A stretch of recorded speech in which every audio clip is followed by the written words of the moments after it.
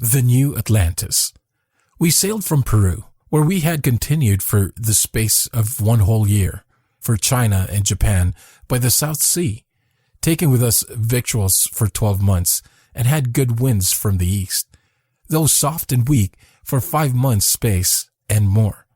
But the wind came about and settled in the west for many days, so as we could make little or no way, and were sometime in purpose to turn back. But then again, there arose strong and great winds from the south, with a point east, which carried us up, for all that we could do, towards the north, by which time our victuals failed us,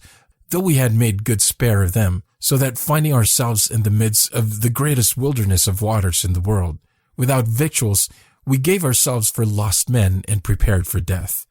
Yet we did lift up our hearts and voices to God above, who showeth his wonders in the deep,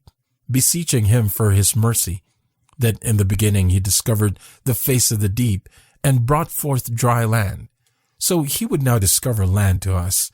that we might not perish. And it came to pass that the next day, about evening, we saw within a kenning before us towards the north, as it were thick clouds, which put us in some hope of land, knowing how that part of the South Sea was utterly unknown, and might have islands or continents that hitherto were not come to light. Wherefore we bent our course thither, where we saw the appearance of land all that night, and in the dawning of the next day we might plainly discern that it was land, flat to our sight and full of boscage, which made it to show the more dark. And after an hour and half sailing, we entered into a good haven, being the port of a fair city, not great indeed, but well built, and that gave a pleasant view from the sea. And we, thinking every minute long till we were on land, came close to the shore and offered to land. But straightways we saw divers of the people with bastons in their hand, as it were forbidding us not to land, yet without any cries of fierceness, but only as of warning us off, by signs that they made. Whereupon, being not a little discomforted, we were advising with ourselves what we should do, during which time there made forth to us a small boat,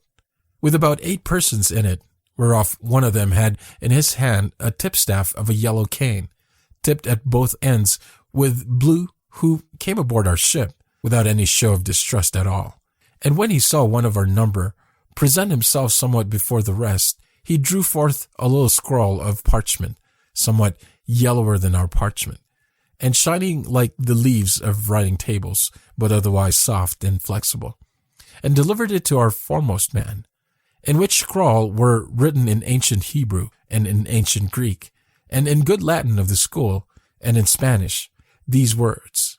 "Land ye not, none of you, and provide to be gone from this coast, within 16 days, except you have further time given you.